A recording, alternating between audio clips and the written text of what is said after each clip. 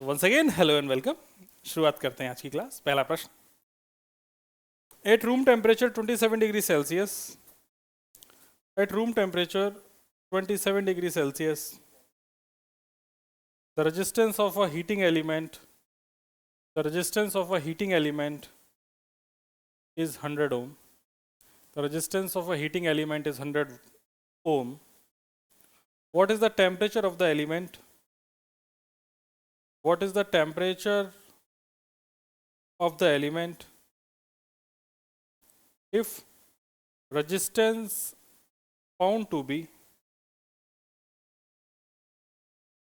117 ohm, 117 ohm,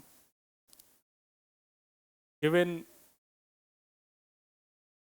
that alpha is equal to, given that alpha is equal to, alpha मतलब temperature coefficient है, बता रखा है 1.7 into 10⁻⁻⁴, 1.7 into 10⁻⁻⁴ पर डिग्री सेल्सियस। यूनिट भी बता रखी थी, पर डिग्री सेल्सियस यूनिट होती है पर डिग्री सेल्सियस। करो।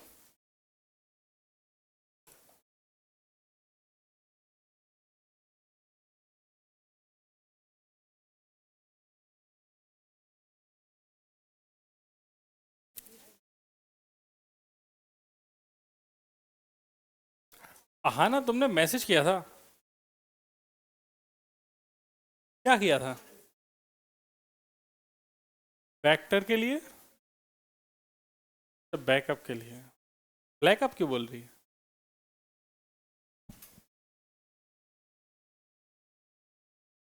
मैं तो पहले ही सॉरी बोल देता हूँ, मेरी तो आदत पड़ गई है।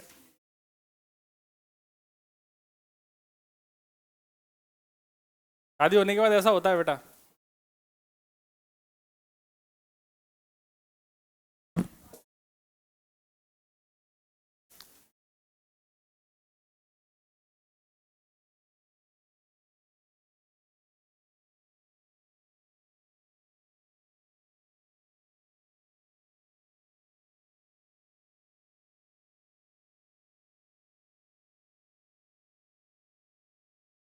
हो जाए तो बता देना।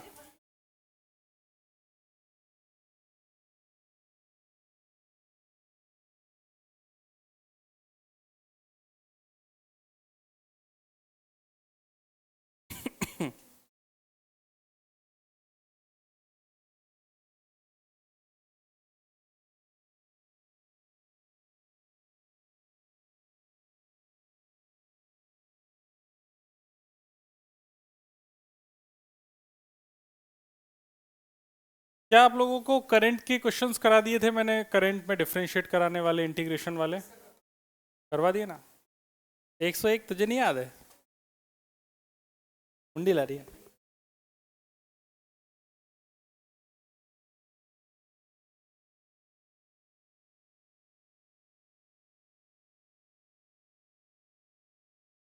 बेटा आंसर आंसर इसका थोड़ा सा प्यारा है। आंसर है इसका 1031.59 डिग्री सेल्सियस।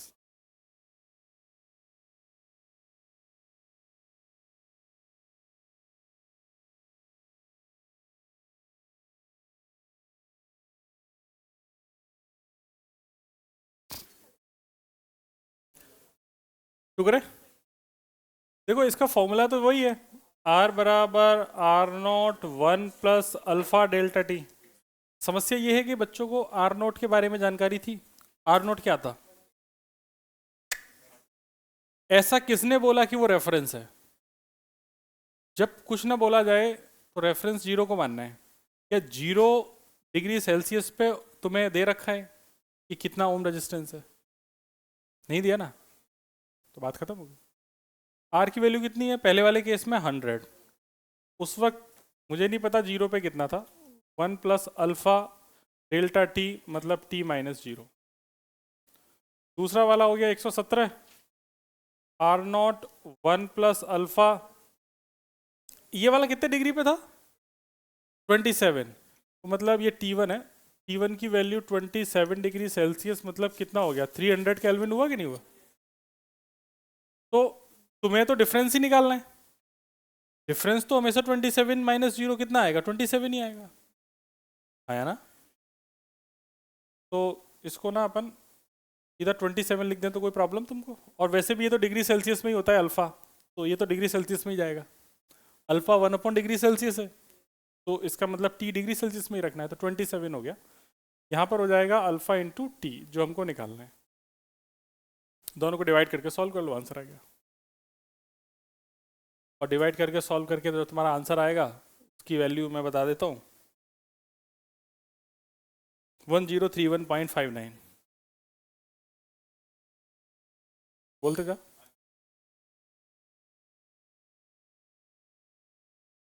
रेफरेंस जीरो ही मानना है।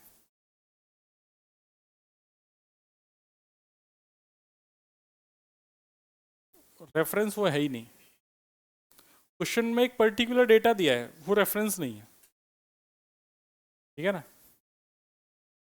वो कभी नहीं पता चलेगा, मैं बता रहा हूँ अभी, इसीलिए तो क्वेश्चन कराया है। तो 117/100 equation number 2 divided by 1 plus alpha T upon 1 plus 27 alpha. तो 117 प्लस 27 इंटू 117 अल्फा बराबर 100 प्लस 100 अल्फा टी। यहाँ से बच्चों ने सॉल्व कर लिया और बच्चे ऐसा बोल रहे हैं कि यहाँ से आंसर आ रहा है जो कि एकदम सही है, 1031 है ना।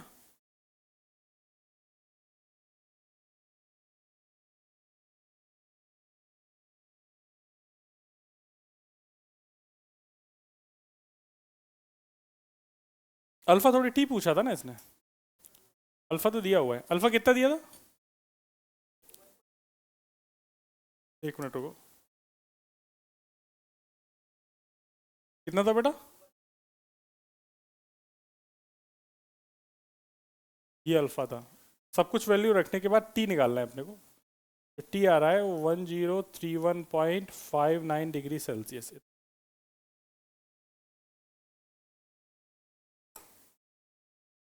मजा आ गया ना डेटा में?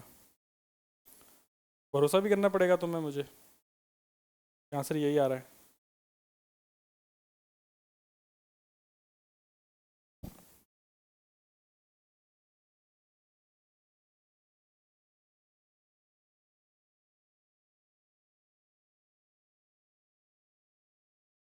अगला क्वेश्चन।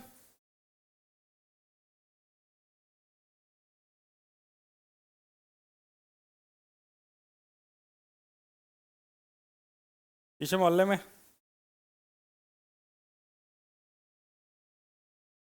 ऐसे क्या देख रही है? कोई कैलकुलेशन ही तो है। अल्फा भी बिल्कुल, तो लिख लेना सीधा आंसर, बस खत्म, आगे बढ़।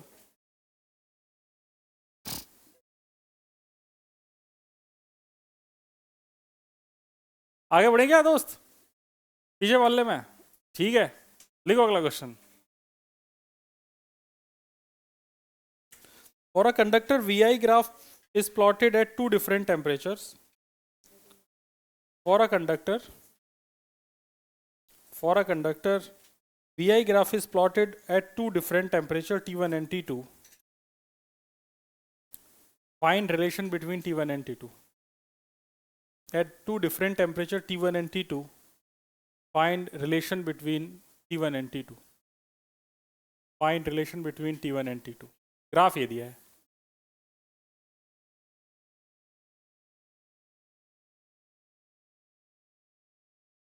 ढिचके ढिचके ढिचके ढिचके ढिचके, ये बताना है ये T1 T2 में कौन बड़ा है, कौन छोटा है, कौन बराबर है, ऐसा कुछ बता सकते हैं क्या? यही पूछा है। T1 वाला θ1 एंगल है, T2 वाला θ2 एंगल है, बताइए।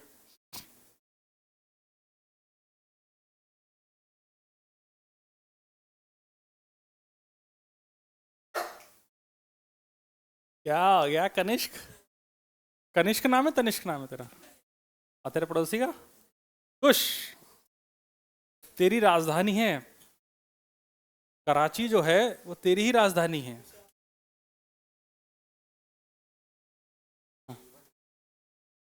हाँ हाँ सही है, T1 ग्रेटर देन T, एकदम सही है। और भैया क्या हो रहा है इस मोहल्ले में?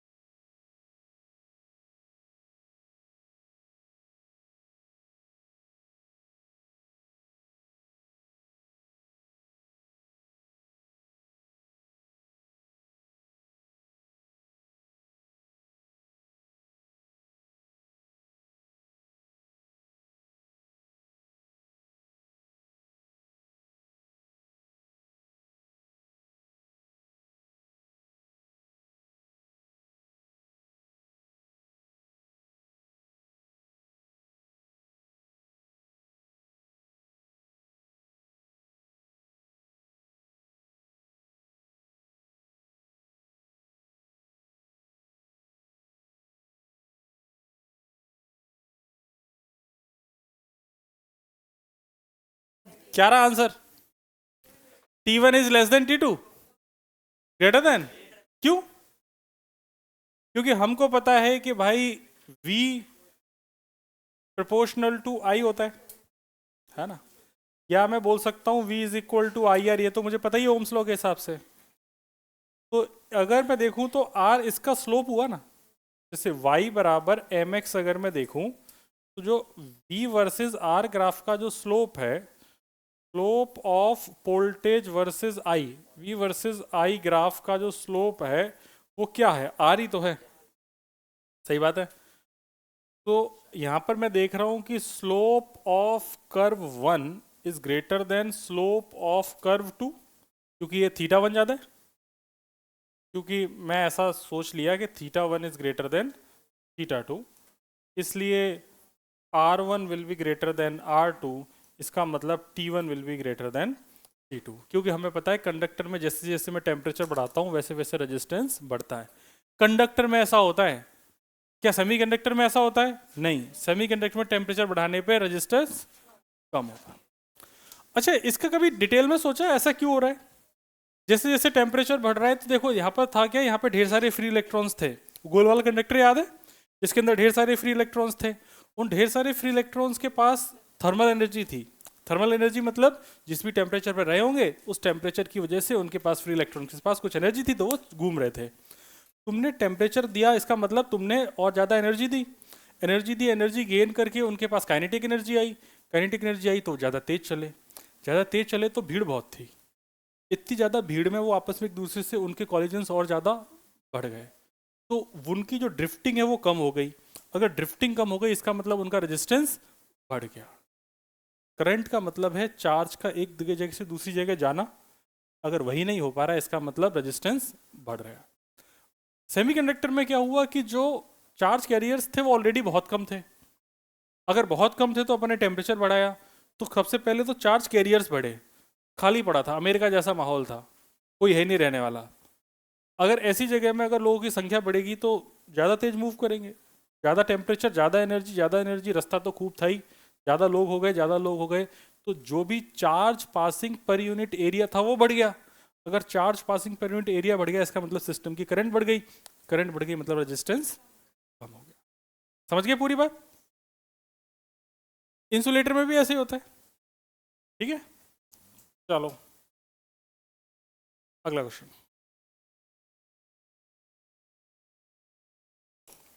If the temperature change for a metallic wire is 5 degrees Celsius,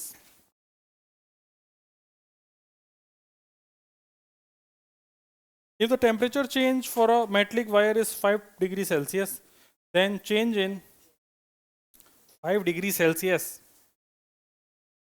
metallic wire. If the temperature change for a metallic wire is 5 degrees Celsius, then change in resistance is then change in resistance is 8 into 10 raised to power minus 5 ohm. 8 into 10 raised to power minus 5 ohm.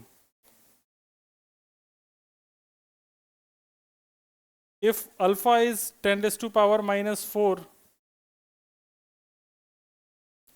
per degree Celsius,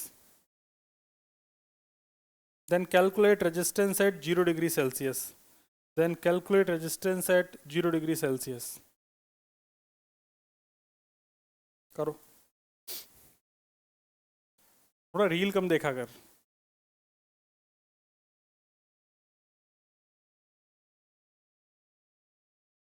concentration हिला हुआ है तेरा भयानक, क्योंकि जो attention span है वो बहुत कम हो चुका है। जितनी ज़्यादा रील देखेगी उतना ज़्यादा अटेंशन स्पैन कम होता जाएगा।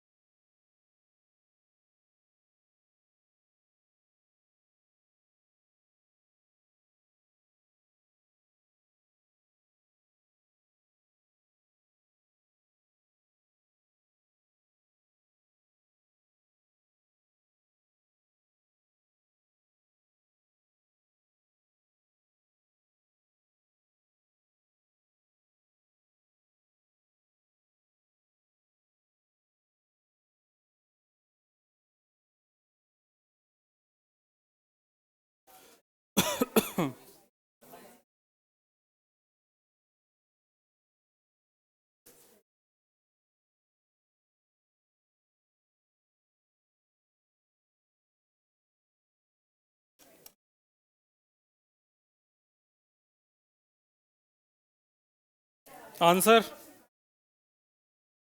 इतना टाइम थोड़ी लगता है।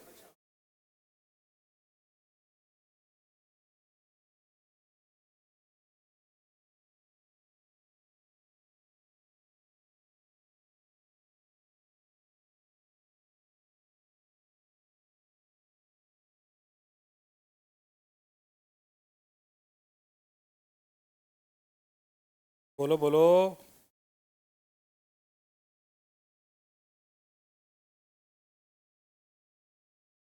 क्या बेन?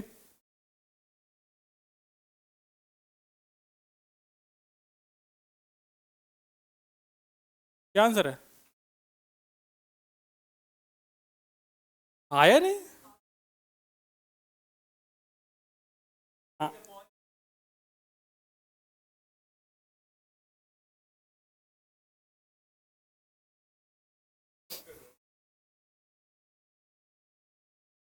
क्वेश्चन पढ़ा जाए, पढ़ो।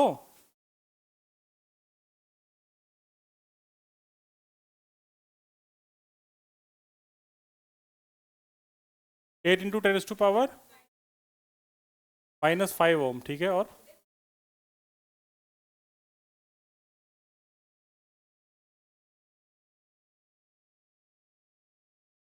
समझ गए क्वेश्चन? 0.04 आना चाहिए। देखो क्वेश्चन में तो कुछ नहीं है, R बराबर R0 1 plus alpha delta T, यही क्वेश्चन था।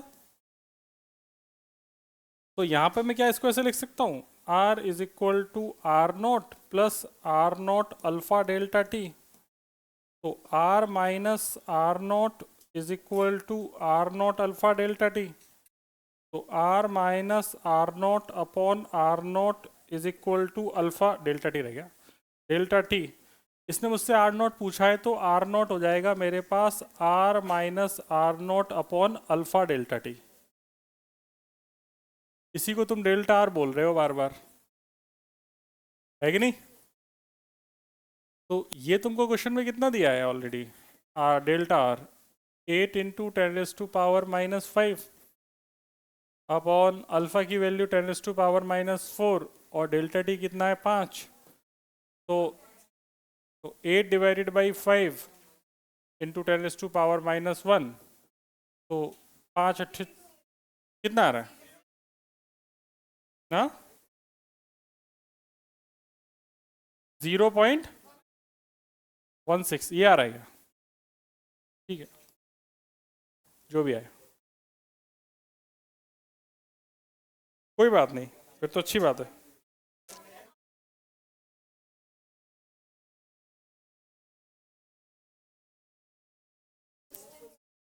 क्या?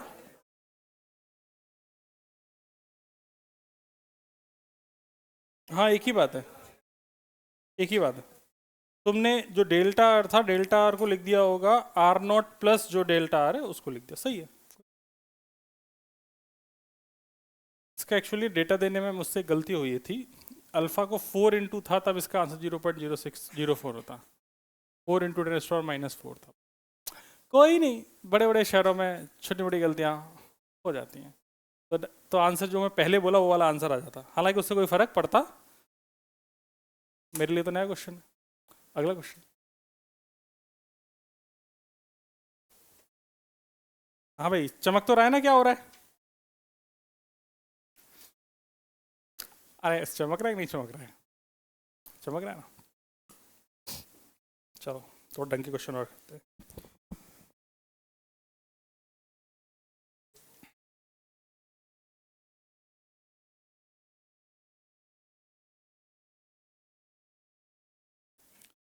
If wire is stretched by 30% of its original length, if wire is increased by 30% of its original length, then find percentage increase in resistance. Then find percentage increase in resistance. चलो मैं सिखा देता हूँ पहले, है ना, वरना फैल जाओगे भी। हाँ ले सकते हो नई लेंथ को।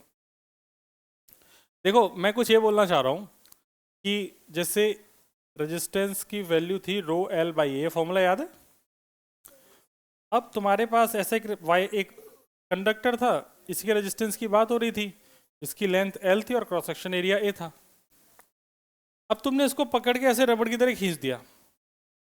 रबड़ की तरह अगर तुमने इसको खींच दिया तो उसके खींचने से क्या टोटल मटेरियल चेंज हो गया? टोटल वॉल्यूम तो सेम रहेगा ना। अगर इसका वॉल्यूम सेम है तो उसकी लेंथ में मैंने इंक्रीज कर दिया, लेंथ कुछ भी हो गई हो बाद में, लेकिन एक बात पक्की है कि अगर मैं एरिया के साथ बात ही नहीं करना चाहता, क्योंकि अगर खींचेगा तो एरिया कम होगा ना, लेंथ बढ़ी है तो एरिया कम होगा क्योंकि वॉल्यूम को कांस्टेंट रखना है। तो ऊपर नीचे मैंने एल से मल्टीप्लाई एल से डिवाइड कर दिया, तो जो आर इज इक्वल टू ये बन गया rho L square upon volume. ये बना कि नहीं बना? वॉल्यूम कैसा है? कंजर्व, क्योंकि तुमने उसी रेजिस्टेंस को पकड़ के खींचा है, तो इसका जो वॉल्यूम है वो वॉल्यूम रहेगा कंजर्व या कांस्टेंट। वॉल्यूम कांस्टेंट है तो जो रेजिस्टेंस है वो प्रोपोर्शनल टू किसके आया? एल स्क्वायर के आया कि नहीं आया? आया ना। अगर लेंथ में चेंज कर रहे हैं, हमें एरियाज के बारे में कोई डिस्कशन नहीं करना है, सिर्फ लेंथ के बारे में डिस्कशन कर रहे हैं, तो आर किसके प्रोपोर्शनल हो जाएगा, एल स्क्वायर का। इसी का एक दूसरा वेरिएंट भी है कि अगर मैं इसको इस तरीके से स्ट्रेच करूं कि वॉल्यूम को कांस्टेंट रखते अगर मैं एरिया के फॉर्मूले में बात करना चाहूं, ये तो हो गई लेंथ के रेस्पेक्ट में। अब अगर एरिया के फॉर्मूले में बात करना चाहूं तो मैं ऐसे भी कर सकता हूं कि आर बराबर रो एल बाई ए में मैंने ए से ऊपर नीचे मल्टीप्लाई कर दिया, इतना चमक गया। तो ये क्या हो गया बेटा, ये हो गया रो, ये ऊपर क्या लिखा है वॉल्यूम, और इधर क्या लिखा हुआ है एरिया स्क्वायर। तो उस केस में जो आर है वो किसके प्रोपोर्शनल हो जाएगा, 1 अपॉन एरिया स्क्वायर। एरिया है तो ये तो सिलेंडर है, सिलेंडर का एरिया कितना होता है पाई आर स्क्वायर। बहुत बढ़िया, सिलेंडर का एरिया कितना होता है पाई आर स्क्वायर। अब अगर इसका भी मैं स्क्वायर कर दूंगा तो किसके प्रोपोर्शनल हो जाएगा, आर की पावर 4। तो ये हो जाएगा it is proportional to 1 upon R की पावर। तो दोनों ही बातें सही हैं, लेकिन कब, अगर मान लो सिर्फ लेंथ की बात करेगा तो R proportional to L square use करना है। अगर बोले कि सिर्फ मैंने उसके एरिया को ही कंप्रेस किया तो उस केस में एरिया की पावर -2 या R proportional to 1 upon A square को यूज करना है। चमक गई बात, अरे चमकी क्या, यस सर नो सर, उम्मीद करते हैं कुछ लोगों को ही चमकी होगी, है ना, क्योंकि सबको चमकानी भी नहीं थी मुझे, जिसको समझी बस उसी के लिए।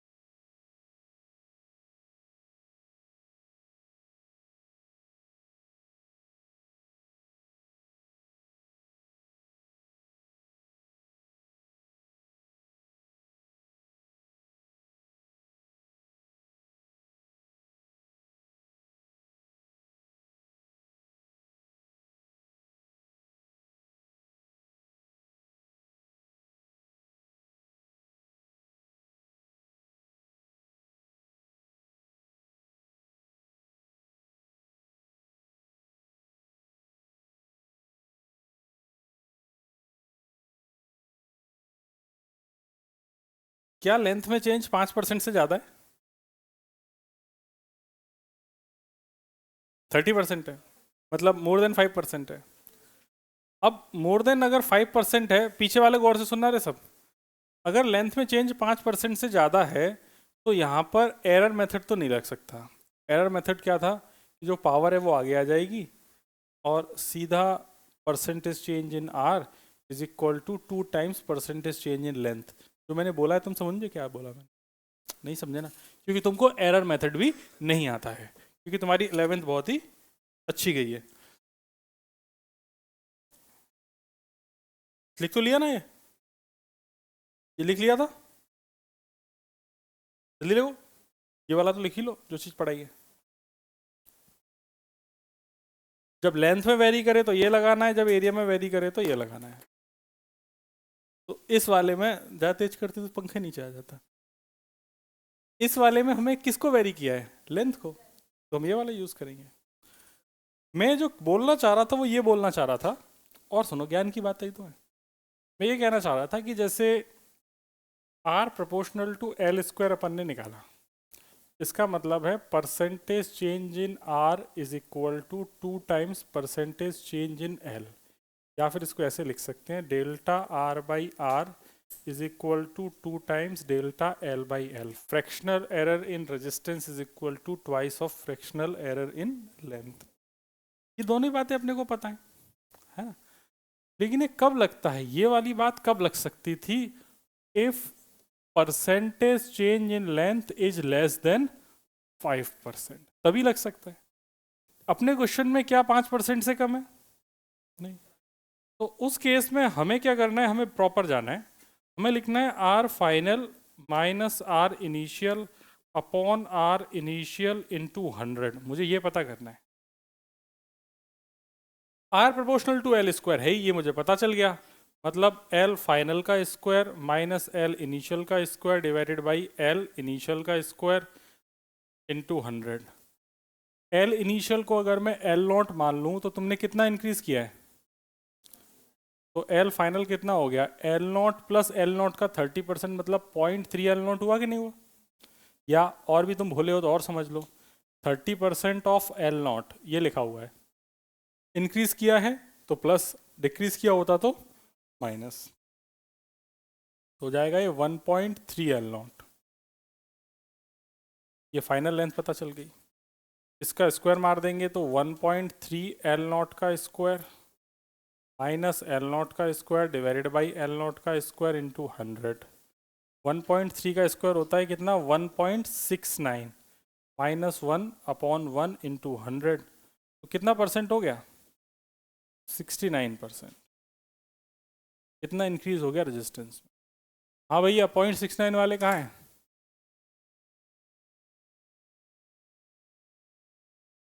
Same same but different.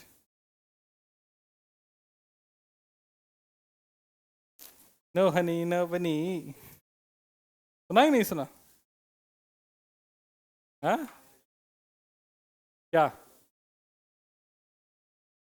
बेटा क्या है ना, अपना काम पढ़ाना है, अपन छपरी वाले लोग नहीं हैं कि एकदम ऐसे चुपचाप पढ़ो, वरना जैसे इस बार रो रहे हैं ना सब ऑनलाइन वाले, वैसे ही रोगे।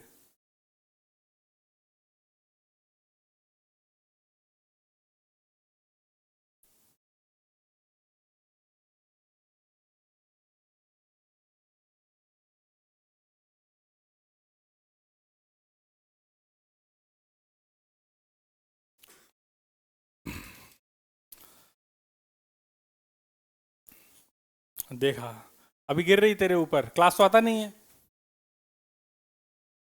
हाँ मुझे सब पता है, मैं बहुत न्यूज़ फॉलो करता हूँ, मेरे से मत बात कर इस मैटर पे। गधा।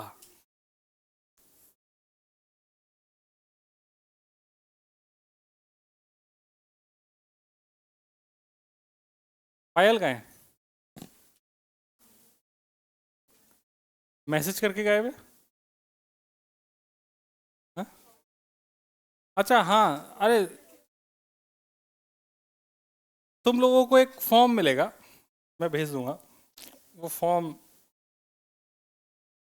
दिखा देते हैं। खुल सिम से।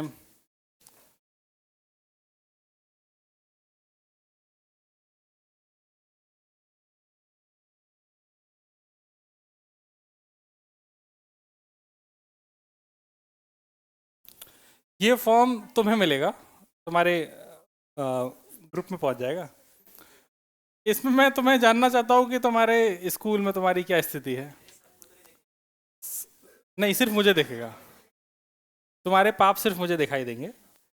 इसमें ऐसा है कि अपना नाम भर देना, जो भी तुम्हारी कक्षा है वो कक्षा भर देना, 11वीं 12वीं, तुम्हारे स्कूल का नाम भर देना, स्कूल का, स्कूल में तुम्हारा नाम नहीं, तुम्हारे स्कूल का नाम।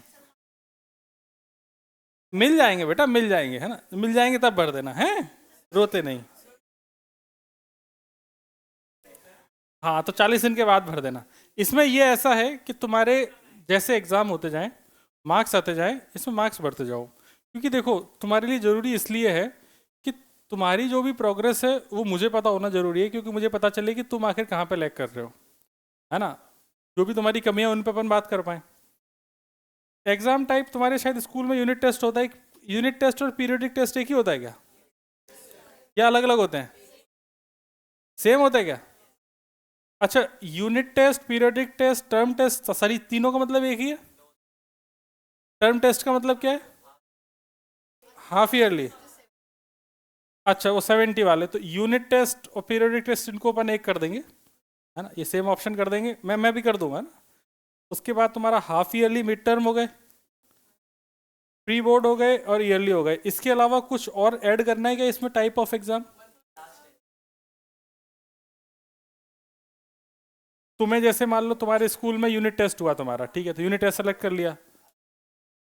हाँ तो अभी जैसे क्या क्या होता है, यूनिट टेस्ट हो गया, दूसरा कितने कितने यूनिट टेस्ट होते हैं तुम्हारे? 4 यूनिट टेस्ट हो गए, और क्या होता है? फाइनल बस। प्री ठीक है, ठीक है, मतलब एक टर्म हो गया हाफ ईयरली, दो प्री बोर्ड हो गए, और चार टर्म।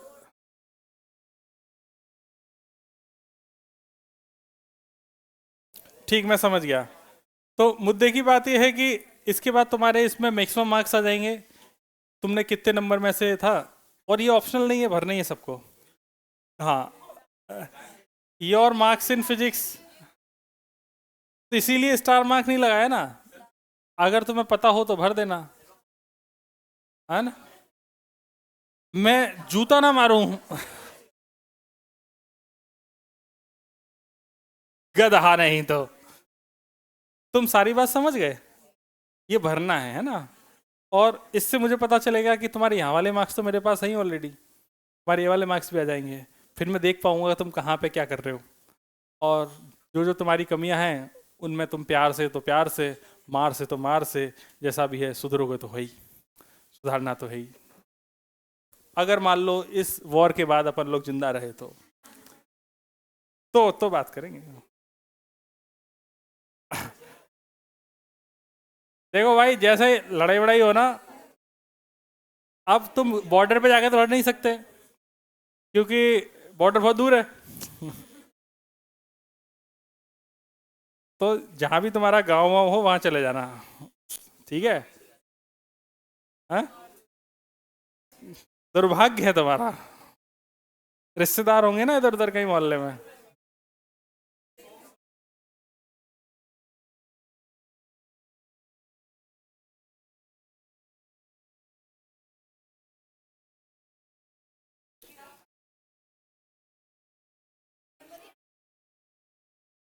सबसे ज्यादा इंपॉर्टेंट लोग तुम कहाँ बैठी हो, तुम्हारे ऊपर ही अटैक होने वाला है।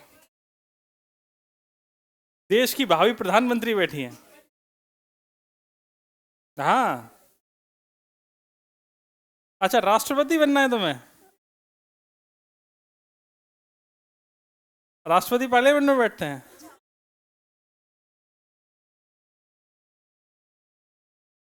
बेटा, कहीं ऐसा तो नहीं है कि तुझे युगांडा का राष्ट्रपति बना दिया जाए?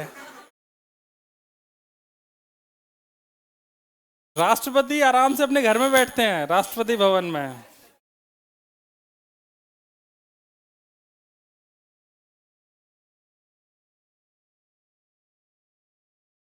क्या नाम है तेरा? क्या नाम है तेरा?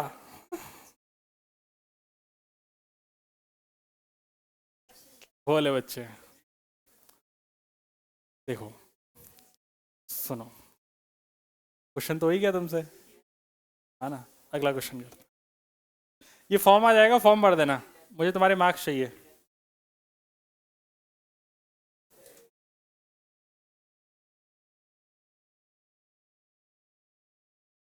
A wire is compressed by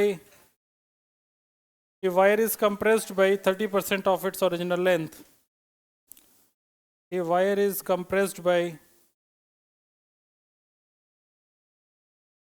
30% of its original length.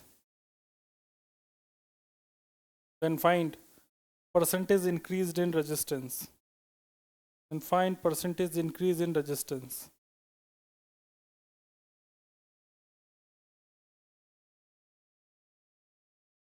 तो आपको मैंने दोनों तरीके तो बता दिए, हालांकि मैंने एरिया वाला क्वेश्चन नहीं कराया। अगर एरिया वाला या रेडियस की बात हो कि वायर को स्ट्रेच करके रेडियस मैंने हाफ कर दी, तो भी आप कर सकते हो। तो ये वाला फॉर्मूला लग जाएगा, दोनों डब्बे में बंद कर लेना। ठीक, चलो आ गया तो।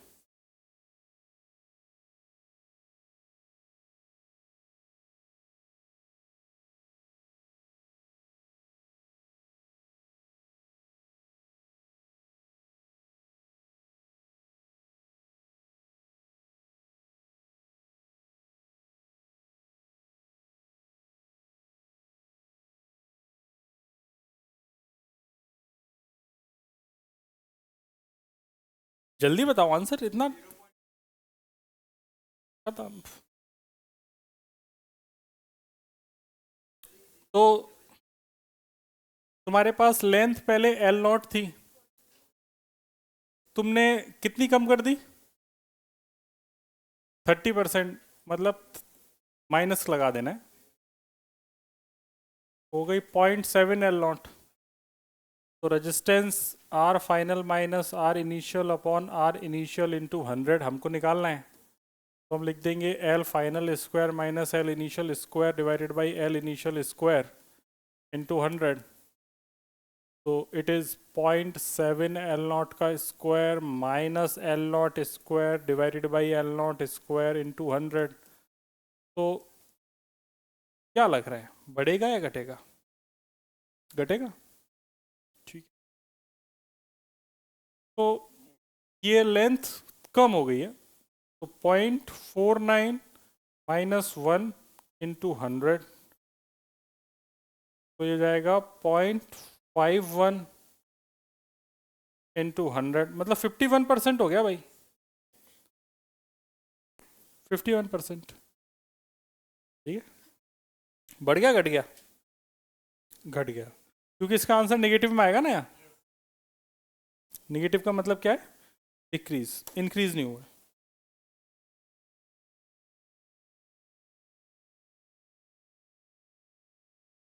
दे दो भाई, किस बात का आलस है?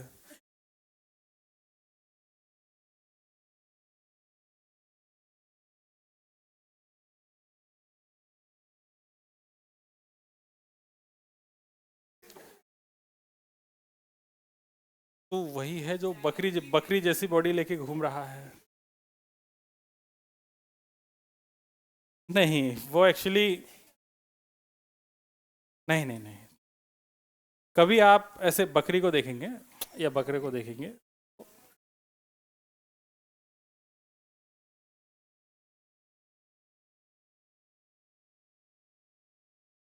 ये लंग्स वाला एरिया है, ये पेट वाला एरिया है। वैसी स्थिति हो रही तेरी, खाया पिया कर कुछ।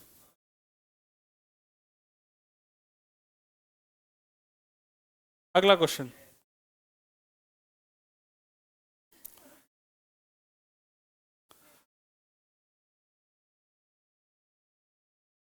नहीं करूंगा।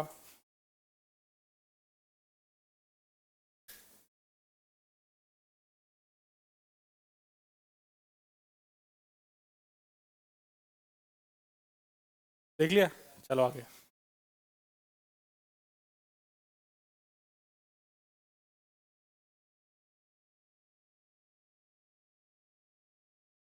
लिखो क्वेश्चन। क्वेश्चन तुम्हारे सामने है।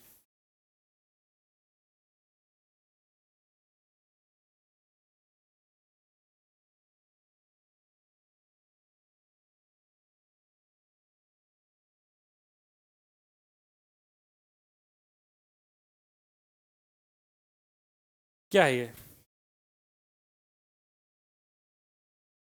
क्यूबॉइड है। वैशाख नंदन, क्या है ये? डब्बा है? ए अच्छा नहीं लग रहा।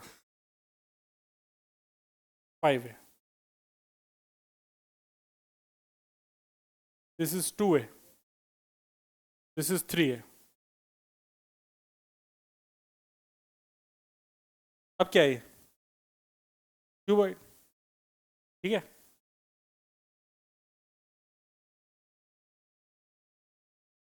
इसके बाद क्वेश्चन ऐसा है कि इसके कुछ फेसेस तुम्हें दिखाई दे रहे होंगे, कि फेस को जरा देखो।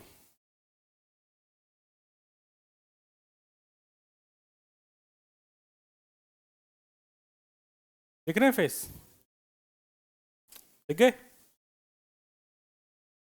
इस वाले फेस के हिसाब से रेजिस्टेंस R1 है, इस वाले फेस से रेजिस्टेंस R2 है, एंड इस वाले से रेजिस्टेंस R3 है। मुझे R1 R2 R3 तीनों चाहिए, रेशियो।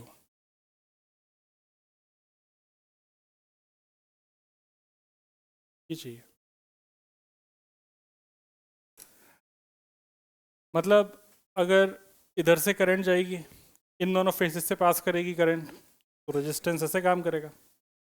अगर इस R2 वाले से पास करेगी तो करंट ऐसे पास करेगी, इस R3 वाले से जाएगी तो करंट ऐसे पास करेगी, है कि नहीं? क्यों प्रिया?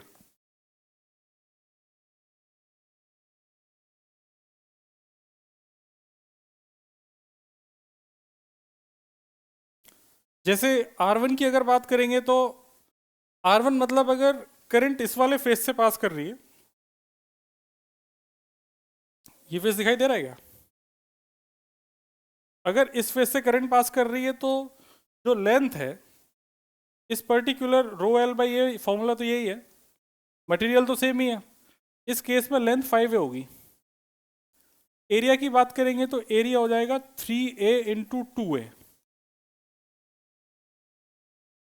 तो इस हिसाब से ही होना चाहिए 5 रो बाई 6A। कितने लोगों का R1 सही है? ठीक। बात करी जाए R2 की, तो R2 के लिए मैं रंग बदल देता हूं। ये वाली जो एरिया है ये तो एरिया की तरह काम करेगा और ये वाली लेंथ की तरह काम करेगा। तो R2 के लिए जो रो है वो तो रो ही रहेगा, लेंथ के नाम पे 3 होना चाहिए। बोर्ड पे देखो सब। और एरिया के लिए ये ऊपर वाली सरफेस में ये वाली लेंथ 5 है और ये वाली कितनी है?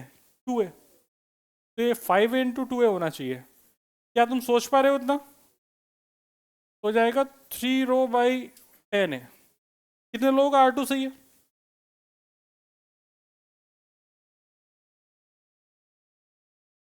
R3 की बात कर लेते हैं। R3 के केस में अगर देखा जाए तो जो लेंथ है वो कितनी है? 2 है। और एरिया की बात अगर करें तो एरिया मेरे पास ये वाला एरिया होगा। तो ये एरिया कितना है? 5A इंटू 3 है। तो L की जगह मेरे पास कितना है? 2 है। और एरिया की जगह मेरे पास कितना है? 5A इंटू 3 है। तो ये हो जाएगा मेरे पास 2 रो बाई 15 है। तो जो टोटल रेशियो आ रहा है वो इस तरीके से दिख रहा है मुझे।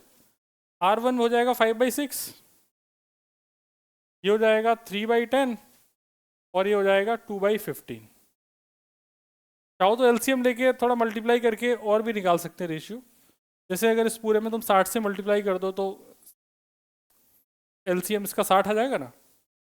तो 60 से मल्टीप्लाई कर देंगे तो हो जाएगा 5, इस पूरे में 60 से मल्टीप्लाई कर दो तो हो जाएगा 50 और 6×3 = 18 और 15×4 = 60, 4×2 = 8, ये आ जाएगा। थोड़ा और काट सकते हैं तो 25, 9, 4 और कटेगा क्या? नहीं। क्या रेशियो काटना पीटना आता है?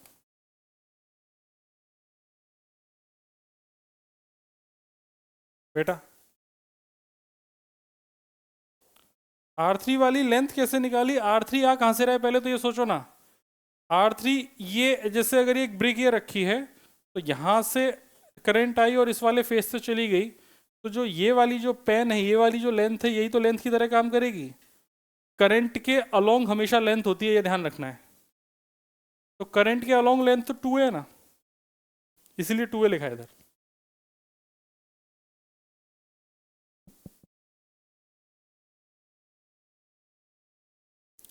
क्या सबके समझ में आ गया?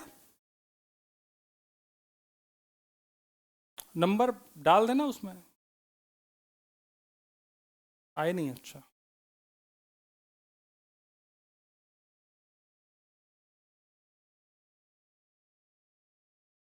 तो उसमें मैक्सिमम मार्क्स का ऑप्शन है कि मैक्सिमम मार्क्स कितने लिखने हैं, वो लिखना है। उम्मीद करते हैं बात समझ में आ गई होगी। ठीक है, चलो आगे देखते हैं। कॉम्बिनेशन ऑफ रजिस्टर्स, अगली हेडिंग है कॉम्बिनेशन ऑफ रजिस्टर्स।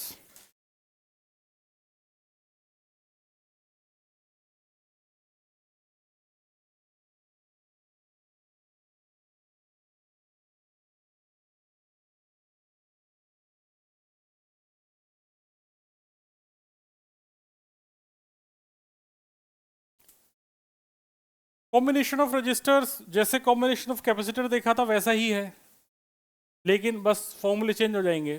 जैसे सीरीज कॉम्बिनेशन का मतलब होता था जब करंट सेम रहे एक ब्रांच में, तो हम बोल देते थे सेम ब्रांच में अगर करंट सेम है तो वो सीरीज कॉम्बिनेशन में है। जैसे यहाँ पर एक रजिस्टर, दूसरा रजिस्टर, तीसरा रजिस्टर, चौथा रजिस्टर ऐसा है। ये R1, R2, R3, R4, ये जो जिगजैग लाइन बनाई गई है ये लाइन रेजिस्टेंस को रिप्रेजेंट करती है। इसमें करंट सेम जाएगी, इसको अपन ने सबको मिला के एक बैटरी के अक्रॉस जोड़ दिया। 4 ही ले लेते हैं ना, बैटरी का EMF V ले लिया और यहाँ पे I करंट जा रही है। तो ये बात पक्की है कि अगर इसके अक्रॉस का पोटेंशियल ड्रॉप V1 है, इसके अक्रॉस का पोटेंशियल ड्रॉप V2 है, इसके अक्रॉस पोटेंशियल ड्रॉप V3 है, इसके अक्रॉस पोटेंशियल ड्रॉप V4 है, तो अपने पास V की वैल्यू कितनी हो जाएगी? V1 plus V2 plus V3 plus V4। ऐसा होगा कि नहीं होगा? अगर मैं इन सबको हटा के एक ऐसा सर्किट बनाना चाहता हूँ कि मेरे पास सारे की रेजिस्टेंस का R इक्विवेलेंट ही आ जाए और ये एक पोटेंशियल इसका V दिखे, लेकिन करंट तो अभी भी I ड्रॉ करेगा ना ये बैटरी से, तो V इज इक्वल टू मैं लिख दूंगा I इंटू आर इक्विवेलेंट। अभी अभी यही तो पढ़ा है, V is equal to I R. तो V1 की वैल्यू हो जाएगी, इस ब्रांच में करंट I है, रेजिस्टेंस R1 है, इस ब्रांच में करंट I है, रेजिस्टेंस R2 है, इस ब्रांच में करंट I है, रेजिस्टेंस R3 है, इस ब्रांच में करंट I है, रेजिस्टेंस R4 है। यहाँ से I कॉमन काट पीट देंगे तो मेरे पास R इक्विवेलेंट आ जाएगा, R1 plus R2 plus R3 plus R4। ऐसा आ गया क्या? अगर ये R की 4 की बजाय अगर N रजिस्टर होते तो plus R1 R2 R3 R4 R5 R6 इस तरीके से Rn तक अपन कर सकते थे। ठीक है, तो ये बात हो गई। सुनो, ये करना आसान है, इसमें कोई भारी चीज़ नहीं है। दूसरी जो सीखनी है वो ये सीखनी है कि अगर 2 रजिस्टर हैं, ठीक है, सुनना गौर से, यहाँ पर, या मैं ऐसे इसी में समझा देता हूँ, अलग से नहीं समझाता। जो पोटेंशियल है, जितने भी ये वायर रेजिस्टेंस हैं, इनके अक्रॉस जो भी पोटेंशियल है, वो पोटेंशियल का रेशियो क्या होगा? तो सब में करंट तो सेम है, जो पोटेंशियल का रेशियो कितना हो जाएगा? वो रेजिस्टेंस के बराबर हो जाएगा। मतलब R1 is to R2 is to R3 R4। ऐसा होगा कि नहीं होगा? क्यों ऐसा इसलिए हो रहा है क्योंकि हमें पता है कि V इज इक्वल टू तो IR है, और सीरीज में क्या सेम रहने वाला है? अगर सीरीज में करंट सेम है तो V प्रोपोर्शनल टू किसके हो गया?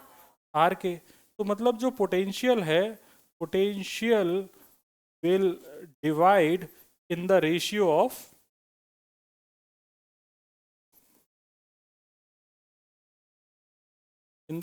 रेजिस्टेंस। इस बात को समझे क्या? एक मिनट लिखना बंद करके आगे जो समझा रहे हैं वो भी देखो, बाद में लिख, बाद में लेना।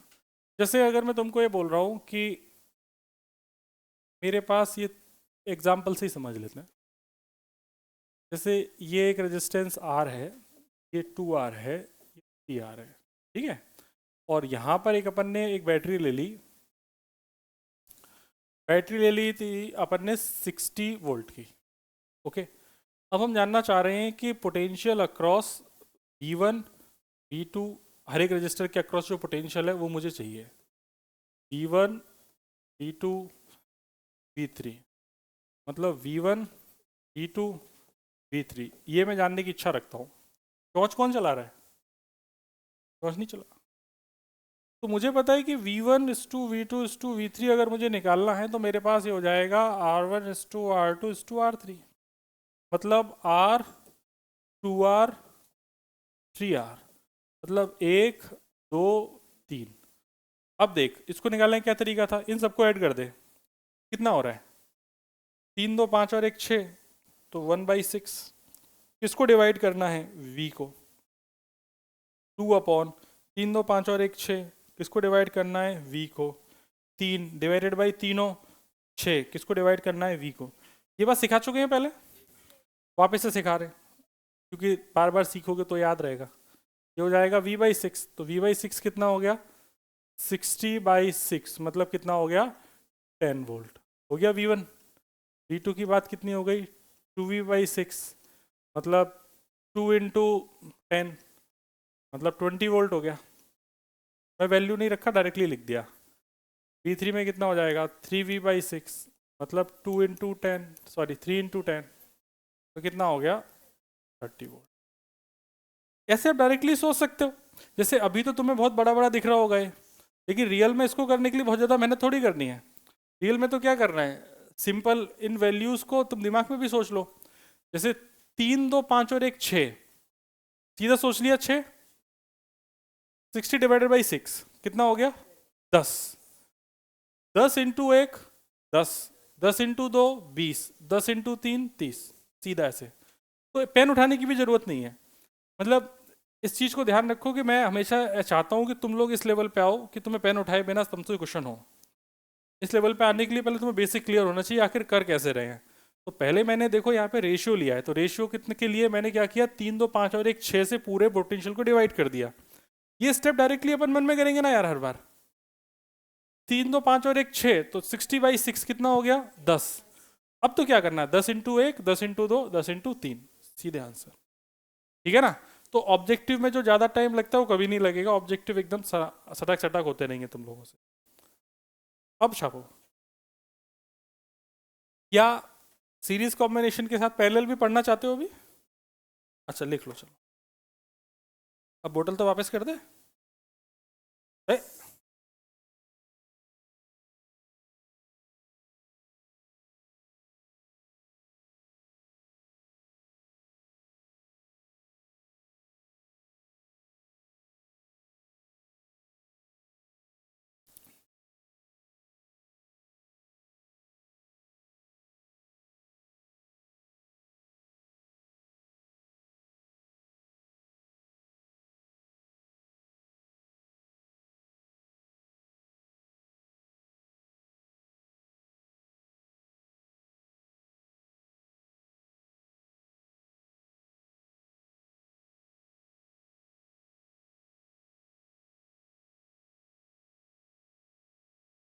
इसमें ना एक बात और लिखानी थी जो अपन ने कैपेसिटर में लिखाई थी।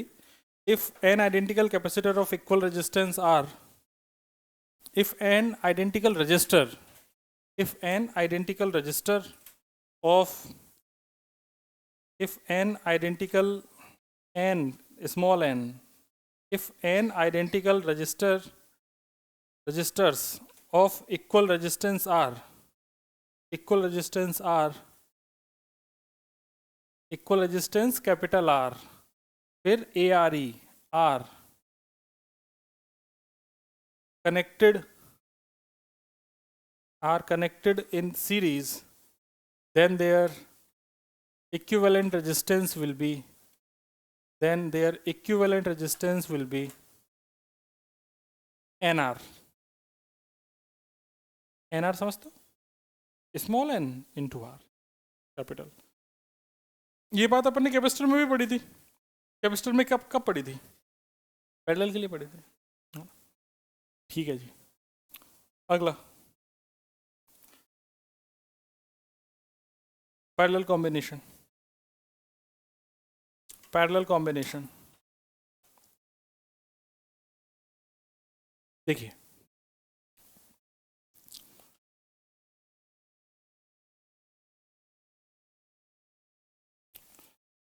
पैरेलल कॉम्बिनेशन हम दो के लिए बता रहे हैं, बाकी के ज़्यादा का आप समझ जाएंगे। यहाँ से जो भी करंट आई आएगी, इसी आई के दो हिस्से होंगे। ऊपर वाली ब्रांच में I1 चली गई, नीचे वाली ब्रांच में I2 चली गई। तो ये दो ब्रांचेस R1 और R2 पैरेलल में इसलिए हैं, पैरेलल का मतलब होता है, ब्रैकेट में लिख लेना, सेम पोटेंशियल। जब अपन सेम पोटेंशियल बोल रहे हैं ना, तो कई बच्चों के मन में ऐसा थॉट भी आता है। देखो जरा,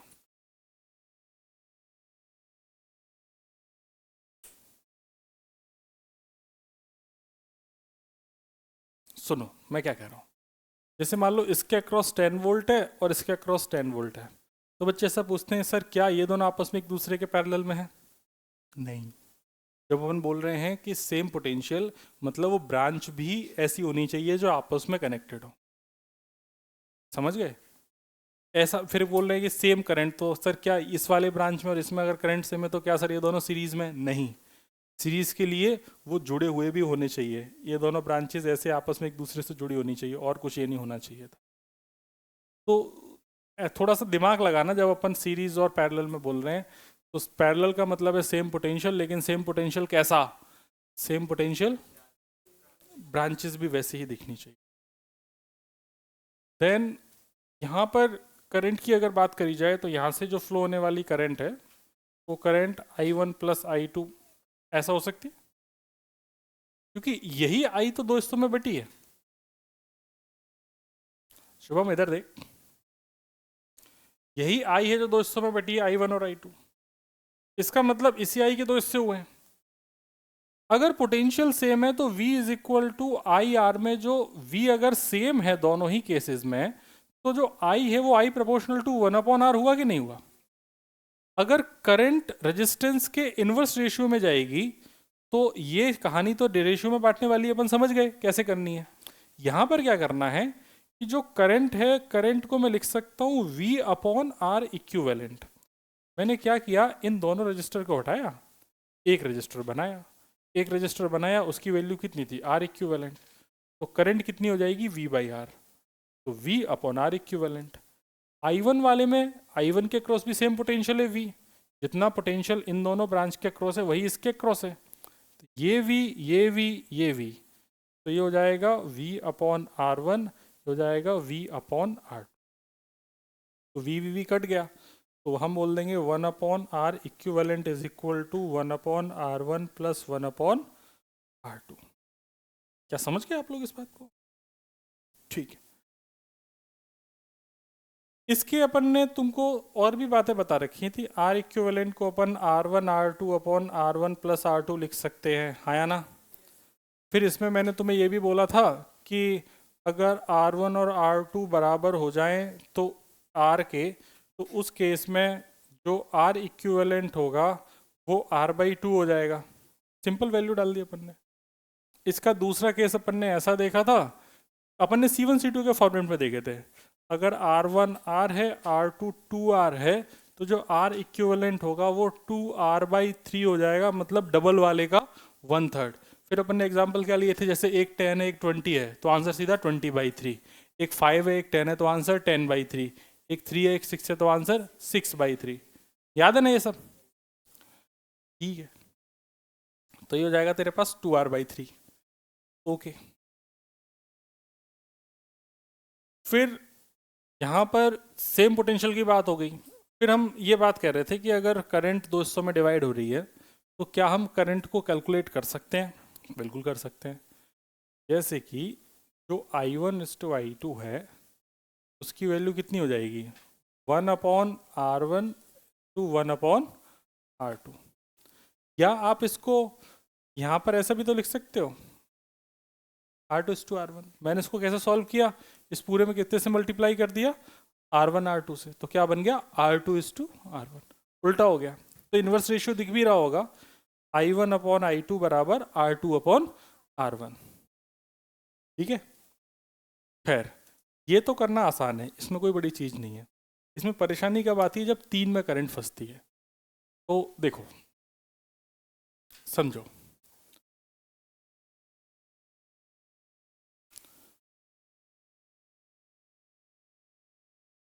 तीन वाले ही सीख लो सीधा।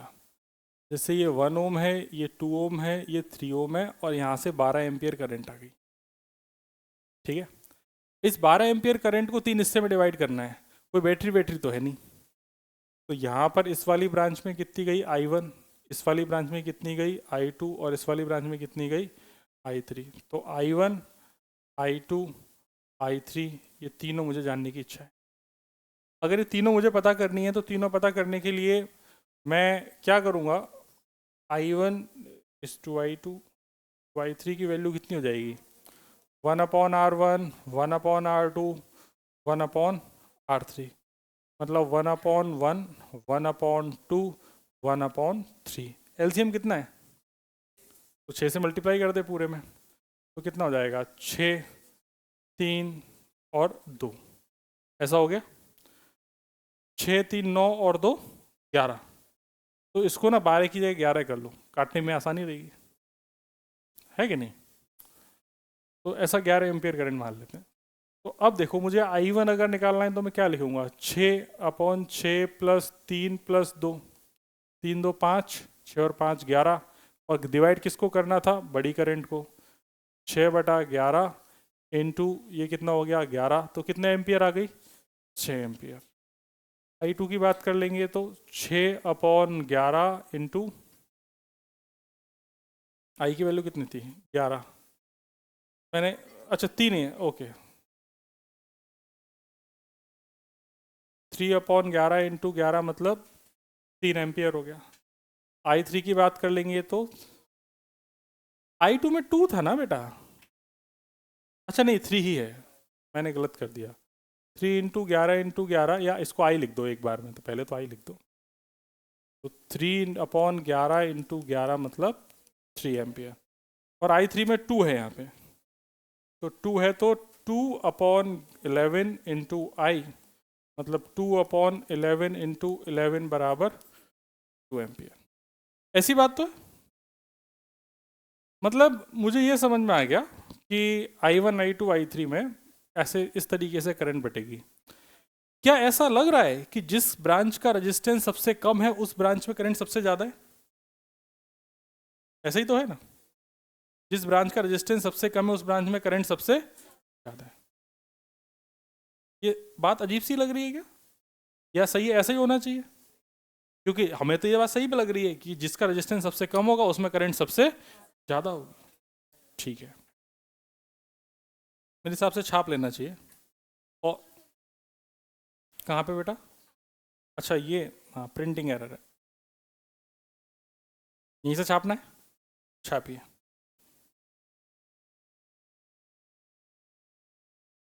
हाँ, हट जाए हम, 1 मिनट रुको, देखो ये छाप लिया, करना है, करो भाई।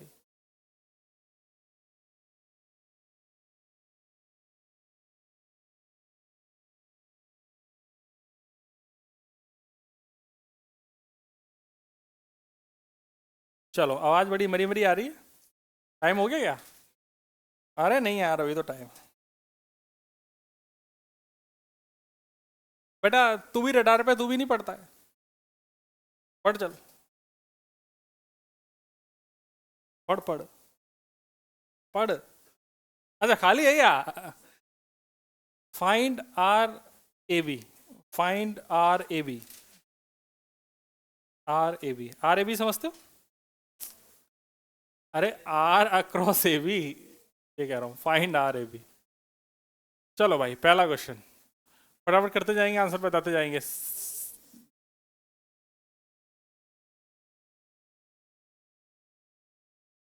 इसका नाम A है, इसका नाम B है, सारे आइडेंटिकल है ना, सारे रजिस्टर्स आइडेंटिकल है, इनकी टेंशन मत लेना, सब आ रहे हैं, मैं बार बार नहीं लिखूंगा।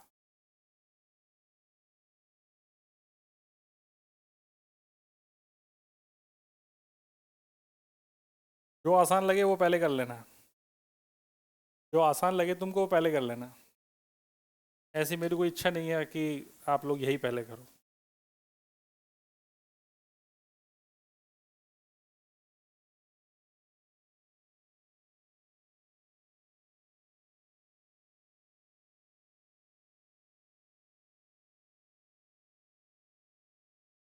ये दिख रहा है क्या लास्ट वाला,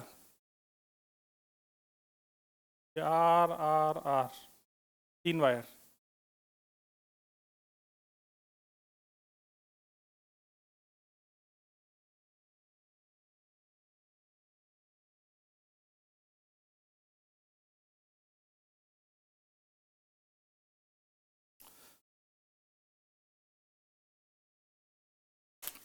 अभी और भी करना है ना, 3 बोर्ड पे जगह कम है, आंसर बता।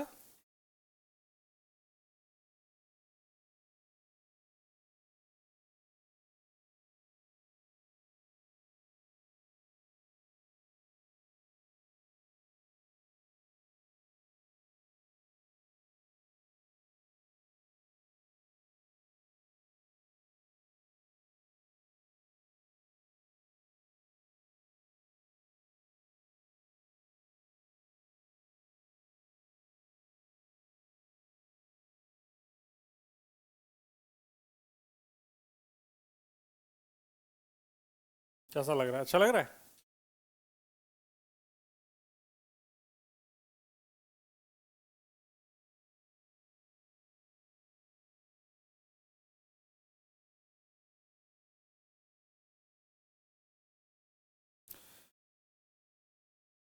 ये बच्चों वाली हरकतें मत करो अभी भी।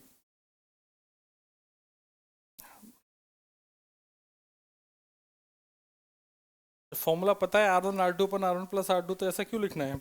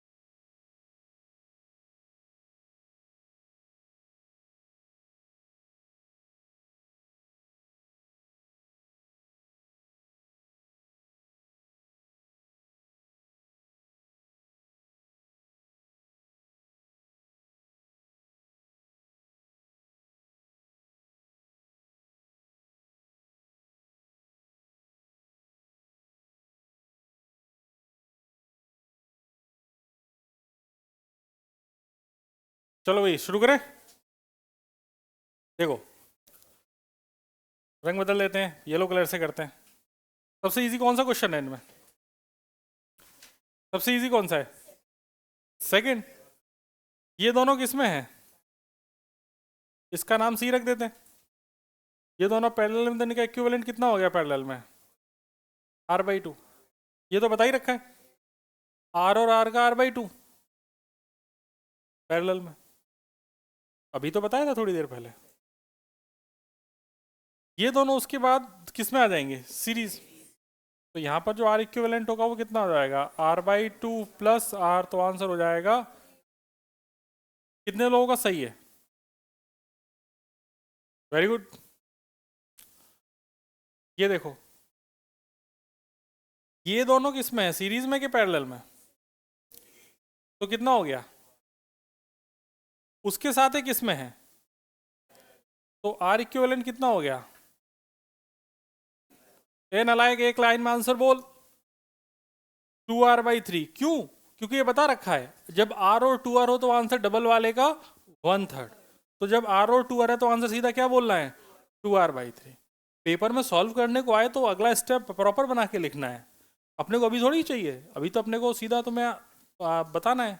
मतलब अगर पेपर में आ जाए लिखने को तो ऐसा लिखने हैं कि एक बन जाएगा ऊपर ये 2R, इधर नीचे हो जाएगा R, और फिर उसके बाद ये B, फिर लिखेंगे RAB, फिर बोलेंगे 2R/R/R + R, फिर R से R कट जाएगा, आंसर 2R/3। अपन को अभी लिखना थोड़ी है, अभी तो अपन को आंसर चाहिए। ऊपर वाले क्वेश्चन के लिए नामकरण करना जरूरी है। इसका नाम A है तो इसका भी नाम A है। ये प्लेन वायर से जोड़ा है तो इस पॉइंट का नाम भी A रहेगा। ये B है, इस पॉइंट का नाम मैंने कुछ M रख दिया। आपके पास कितने पॉइंट है इस सर्किट में? 3, A, M और B। तो यहाँ पर A, यहाँ पर B और यहाँ पर M, तीन हो गए। A और M के बीच में एक रजिस्टर है, A और M के बीच में दो रजिस्टर हैं, तो A और M के बीच में दो रजिस्टर लगा दो। लग गए दोनों? फिर उसके बाद A और B के बीच में एक रजिस्टर है, और फिर उसके बाद ये M और B के बीच में एक और रजिस्टर है। मतलब ये, क्या तुमको सारे रजिस्टर दिख गए?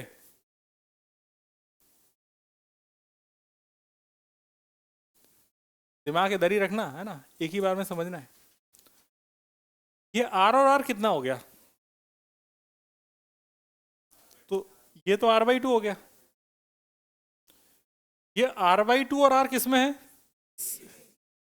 तो r/2 और r सीरीज में हो गए, तो एक तो ये ऊपर वाला तो बन गया मेरे पास r, और नीचे वाला क्या बन गया? 3r/2। 3r/2 कहां से आया होगा? r/2 प्लस r, इससे आ गया होगा 3r/2। तो ये इधर बच गया a और इधर बच गया b। अब तुम्हें कौन कौन से पैरेलल में मिले? r और 3r/2। तो यहां पर तुम्हारे पास जो r इक्विवेलेंट आ जाएगा वो कितना आ जाएगा? r 3r/2 divided by 3r/2 plus r। मैंने कौन सा फॉर्मूला लगाया? r1 r2 अपॉन, तो 2 से 2 कट गया, तो जाएगा 3r/5। कितने लोगों का पहला आंसर सही है? Very good. आंसर थोड़ी गलत करना है। 3r/5 कितने लोग आ गए? 1 2 3 4, बस। बहुत बढ़िया। चौथे वाले को देखते हैं, इन दोनों का सीरीज। तो सीरीज मतलब ये दोनों सीरीज, तो कितना? ये दोनों तो कितना? 2r 2r 2r किसमें? तो इनका जो r इक्विवेलेंट हो जाएगा वो कितना हो जाएगा? 2r/3। जैसे जब r पैरेलल में थे तो क्या था? r/3। तो यहां पर r की जगह कितना है? 2r। तो कितना हो गया? 2r/3। क्या तुम लोगों के समझ में आया है? तो मैंने तो थोड़ा छोटी जगह में लिखा है, तुम लोग बड़ी बड़ी जगह में लिख लेना। 2r इक्विवेलेंट है इनका, इक्विवेलेंट है।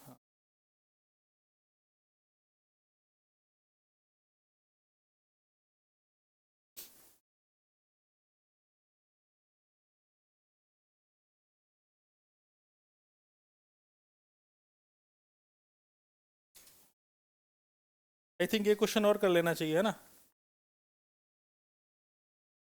एक क्वेश्चन और हो जाए। ये तो 1 8 4 हुआ है।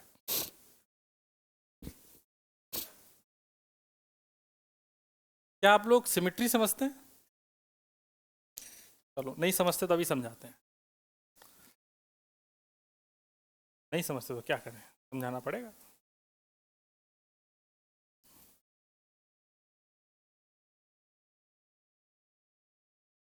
रंग तो बदलने।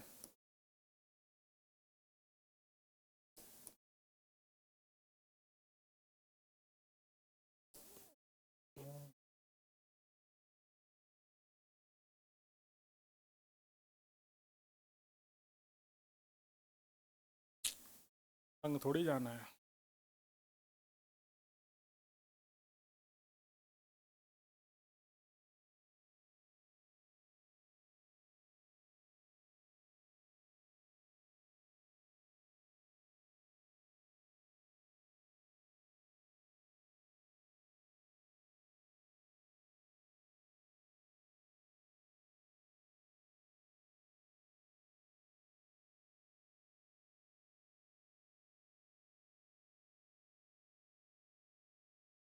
ये तो गंदी बात है।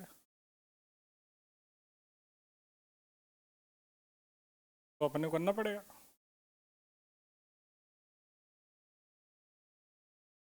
ये एक ही जंक्शन है, क्या करें भाई, ये जंक्शन है। ठीक है, दिख गया? यही जुगाड़ होती है फिर। इसका नाम ए, इसका नाम बी।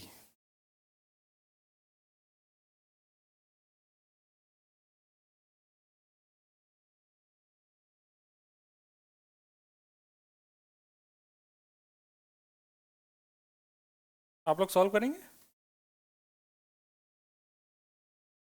खुशी तो देखो चेहरे पे, दिख ही नहीं रही है।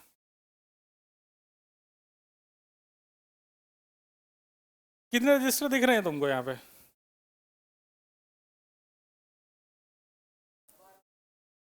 12 रजिस्टर है, पक्की बात?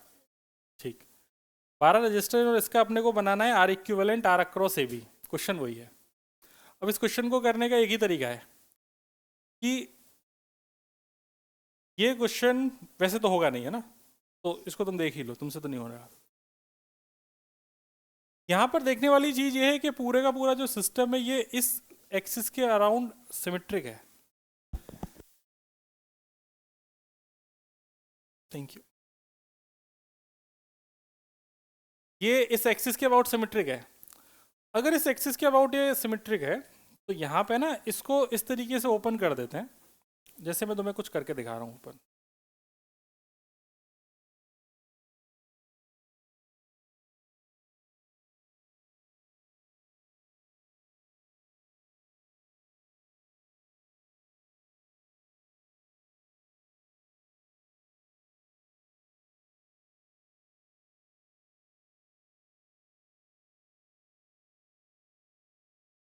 देखो यहाँ से इसको जैसे इसके अबाउट सिमेट्रिक है तो इसको ऐसा ओपन कर देते हैं, समझ गए? मतलब ऐसे समोसे की तरह ऐसे बीच में से इसको ऐसे ऐसा कर दिया। समोसे से याद आया, समोसे वाला क्वेश्चन भी कराना है। चलो खैर अगली क्लास में याद दिलाना कौन सा क्वेश्चन कराना है, समोसे वाला। हाँ, तो जैसे ये आर है, ये आर है, ये आर है, ये आर है, आर है, आर है।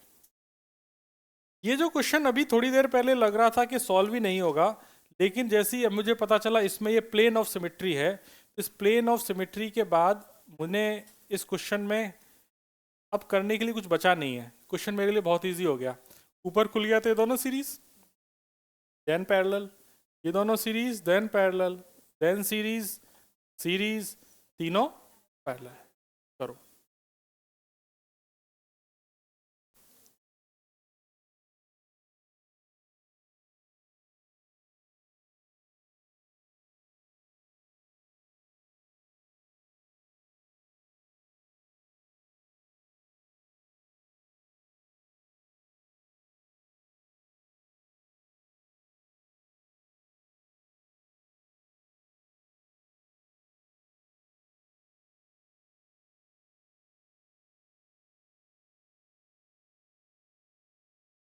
मैं इसको फिगर को वापस से रीअरेंज कर लिया है, देखो जरा सही लग रहा है। जैसे ये आर और आर कितना हो गया, 2r और r, तो 2r/3 ये हो गया। ये r इधर है, ये वाला r इधर है, ठीक है, पीछे मोहल्ले में, ठीक है। सिमिलरली जैसा ऊपर वाला है r और r 2r, 2r और r 2r/3, 2r/3 ये गया, ये r इधर, ये r इधर, ये दोनों इधर इधर गए, ये r और r सीरीज में तो कितना हो गया 2r। यहाँ तक कोई प्रॉब्लम? ये तीनों सीरीज में हो गए तो कितना हो गया जरा बताना।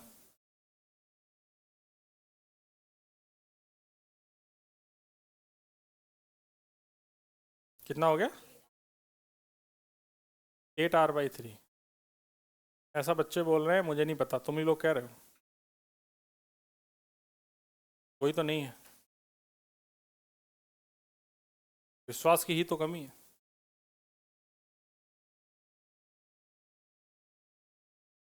वैसे 8r/3 आएगा, सही है। 8r/3, 8r/3 दोनों किसमें है? पैरेलल।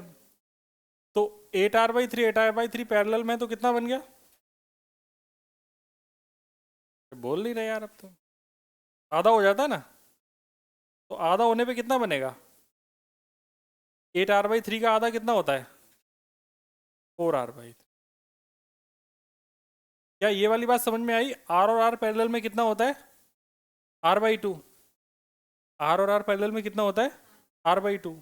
तो 8r/3, 8r/3 पैरेलल में कितना हो जाएगा? 8r/3/2। तो 8r/3/2 मतलब कितना बचा? 4r/3। तो मैंने 4r/3 लिख दिया। यहाँ तक कोई प्रॉब्लम? मेरे हिसाब से छापने से ज़्यादा समझने पे ध्यान देना चाहिए। खैर तुम समझ चुके हो, मुझे ऐसा लग रहा है हमारी बातों से। तो अब r अक्रॉस ए बी निकालने का वक्त आ गया है डायरेक्टली। तो हम लिख देंगे 4r/3 into 2r divided by 4r/3 plus 2r। कितना आंसर आया? तो ये हो जाएगा 4 दूनी 8 और 3 दूनी 6, 6 और 4 10, मतलब 8r/10। मतलब आंसर है 4r/5। ये आंसर आ रहा है भैया? यही आ रहा है क्या सबका? तो पहले कौन सा चित्र बनाया तुमने? ये पहला, फिर उसके बाद ये दूसरा, फिर इसके बाद ये तीसरा, फिर ये चौथा, और फिर ये कैलकुलेशन। कैसा, सही लग रहा है क्वेश्चन? बढ़िया। एक और करना है क्या? रहने दो, फिर तुम यहीं बैठे रहोगे, फिर 9 बजे तक अपन क्वेश्चन ही करते रहेंगे। घड़ी भी बुरा मान गई अब, मेरी घड़ी तो बंद हो गई है। ठीक है भाई, आज के लिए इतना ही, हम फिर मिलेंगे, तब तक के लिए शुभ रात्रि, शब बखैर।